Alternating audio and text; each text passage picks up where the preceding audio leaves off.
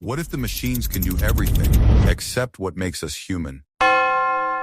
Every generation gets a warning they ignore, and most of them don't realize it until it's already over. Yours? It's happening right now. Not in some movie script. It's in your pocket, your browser, and your inbox. Right now in the hospitals where AI is out diagnosing seasoned physicians, in the courtrooms where algorithms are reviewing contracts in 4 seconds that once took a team of lawyers 4 months, in the studios where machine-generated music is charting, in the labs where AI is catching cancer patterns that human eyes have missed for decades. The question nobody wants to answer out loud is this: when does it stop? Goldman Sachs estimates 300 million jobs are exposed to automation. Oxford researchers place the probability above 95% for over 700 occupational categories. McKinsey projects that by 2030, up to 30% of hours currently worked globally could be automated with technology that already exists. Read that again. That's not the future. That's next Tuesday. So here's the question that should be keeping you up at night. If the machines keep learning, what is the last job they will never be able to take? For years, the story we told ourselves went like this: manual labor is replaceable, but knowledge work is safe. If you went to university, built real expertise, could think, reason, analyze, you were protected. That story was comforting. It was also wrong. IBM's Watson diagnosed a rare form of leukemia in Japan that human doctors had missed for months, not because the machine was smarter, because it had processed 20 million oncology papers in minutes.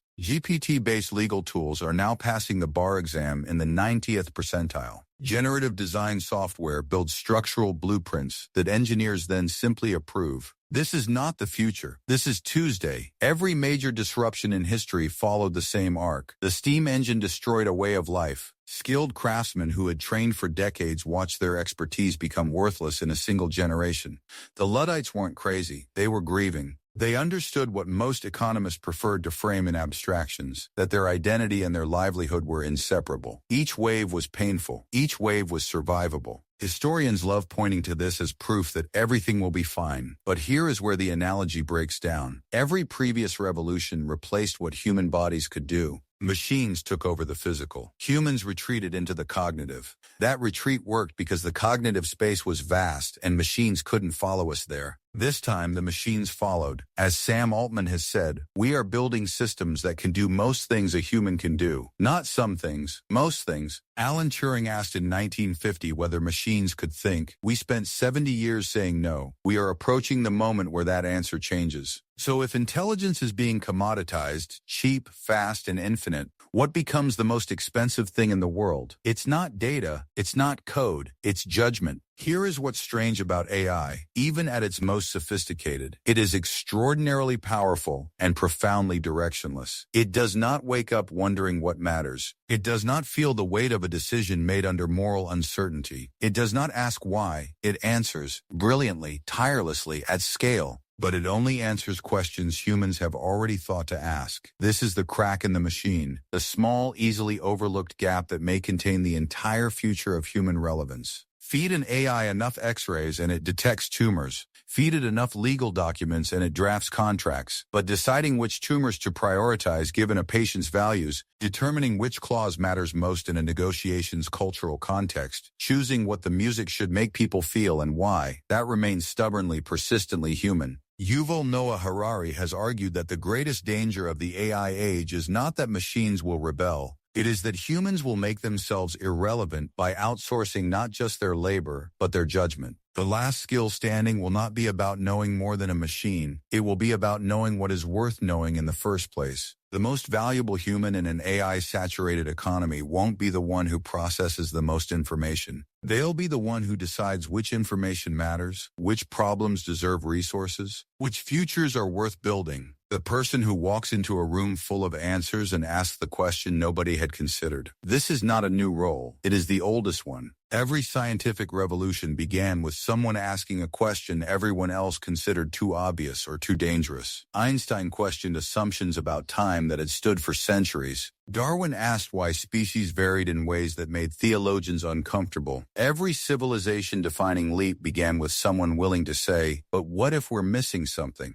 They won't have an easy job title. They won't appear in career brochures, but they'll be, quietly, the most irreplaceable people in any room that contains both humans and machines. And yet, there is a darker question underneath all of this. What happens to human identity when work itself changes beyond recognition? For thousands of years, what you do has been inseparable from who you are. The first question strangers ask is not what do you believe or what do you love. It's what do you do? Work is not just economic. It is existential. It gives structure to our days and meaning to our lives. If AI absorbs the majority of productive labor within a generation, and the trajectory suggests it will absorb far more than most people currently admit, we are not just facing an economic disruption. We are facing an identity crisis of civilizational scale. Some will thrive. Those who derive meaning from relationships, creative expression, and community may find liberation from compulsory work genuinely freeing. Others will struggle in ways no policy can address, because what they're missing isn't money, it's purpose. The most urgent challenge of the coming century is not how to make AI more powerful.